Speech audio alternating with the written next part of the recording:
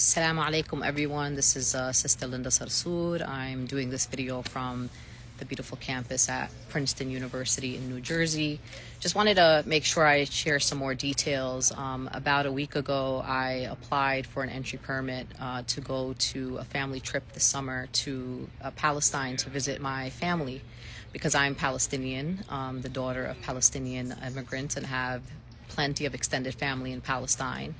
And so I actually received an approval. And then about a week later, which was today, I received an email that my entry permit was revoked and that I was banned from entering the apartheid state of Israel. And so just to, be clear here, they say in the document that I posted that circumstances changed or of my case. Nothing changed. I am the same person that applied last week that I am this week. Nothing changed in my case. And I want people to understand that while many folks are kind of reaching out to me and telling me how, they feel terrible, is there anything that they can do? There's nothing you can do with an authoritarian regime like this one. And I want you to know that I've had the privilege and honor of visiting Palestine, of touching its ground, of eating its fruits and vegetables, of spending time with my extended family, of visiting my holy site. I have had the honor of praying at Al-Aqsa Mosque in Jerusalem, of doing the many things that so many Palestinians, millions of Palestinians have not been able to do. There are second, third, fourth generation refugee Palestinians who have never been able to touch the land of their grandparents and great-great-grandparents. I have had that honor and I've had that privilege, and I understand my privilege. And so I want people to know that I am not sad in any way. Of course, do I want to see my family? Absolutely. But my people are a resilient people. And what the state of Israel continues to do is violate its own contracts, with the visa waiver program with the United States. And what I think people should learn from this is it reaffirms everything we've already been saying. We've been telling you everything that you need to know about this apartheid regime, the ways in which they separate families. When I go to Palestine and spend time where my family lives in the West Bank in a village called El Bire, that is what we do. I have never been on an activist delegation to Palestine. I literally travel with my family. I've traveled with my mother, with my parents, with my children, with my entire family. And that's what I do there. But my people are a resilient people. My people are experiencing genocide. So me being banned from entering Palestine, if the Israeli government thinks that's the most devastating thing that could ever happen to me, well, they're wrong, because my people have endured much more than me being banned from entering Palestine. And I will tell you this, I will go to my homeland once again, and it will be soon, and it will be a free Palestine. But what's more important is that the American people continue to stay focused. This is what this regime is doing. They have absolutely no respect for the American people. I am an American citizen with an American passport. Put the fact that I'm Palestinian to the side. You keep telling me that Israel is the only democracy in the Middle East, and you are afraid of people who criticize your government, who criticize the genocidal acts that have happened in Gaza, who criticize the occupation. I also equally criticize my government for underwriting the occupation that is led by the apartheid regime of Israel. So I just want people to know, don't feel sorry for me. I don't feel sorry for me. What I want is I want freedom for my people. And that is the most important thing. I have a blood that runs through my vein, and I will not cower, and I will not be intimidated. What does Israel think? They think that we're going to stop talking. If anything, I'm more fired up than I was last week. And so I just want people to know, stay focused. Stay focused. If I want to be reunited with my family, we could meet up in places like Amman and in Jordan.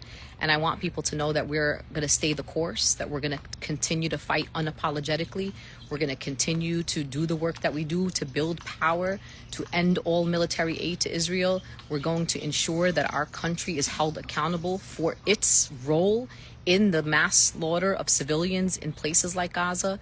We're going to ensure that one day, inshallah, Palestine will be free, that there will be a time where I can take my granddaughter and let her touch a land that is free, that belongs to the Palestinian people. And that day is going to come, my friends. And so I want you all to know that for me, I am steadfast. I am not moved. In fact, I got banned, honestly. I wasn't even going to say anything, because for me, this idea of being banned from Palestine may seem like a big deal to other people, but in the larger grand scheme of things, the millions of Palestinians who have been banned the opportunity of returning to their homelands. There are generations of Palestinians who live in refugee camps in places like Jordan, in places like Syria, and in Lebanon, and Palestinians all over the diaspora who have not ever set foot into Palestine. I have had the privilege of doing that. I went to Palestine in 2022. I went in 2018. I went many times before that. So I want people to know that I appreciate your solidarity in this moment, but I want the state of Israel to know that I will not be intimidated, and that I will continue to do the work that I do, and that the more that the government targets prominent activists, prominent Palestinians, that it's going to backfire at the end of the day. I mean, Israel's ratings, I guess you could call them, have declined all the way down. They might as well go all the way down. And this is across the political spectrum. So I just want you all to know I'm still focused. I'm still going to do the work, and I am still unapologetically Palestinian, and I will be Palestinian till the day I die. And I want to say that I feel grateful. I feel lucky. Sometimes I sit and think to myself, God, thank you for making me Palestinian, because being Palestinian for me is the reason why I am who I am. It is the reason why I am resilient, is the reason why no matter what has happened to me, the things that I've experienced, I'm still here, I'm still standing, I'm still organizing, I'm still working, because that is who my people are. My people are a determined people. They are a resilient people, and that's who I'm going to be. And everything that I do is in my work, all my organizing work that I do, some way, somehow is connected to working and being part of the journey towards a free Palestine. And my responsibility as an American and as a Palestinian American to my grandparents, to my great-great-grandparents, because I am my great-great-grandmother's wildest dreams manifested.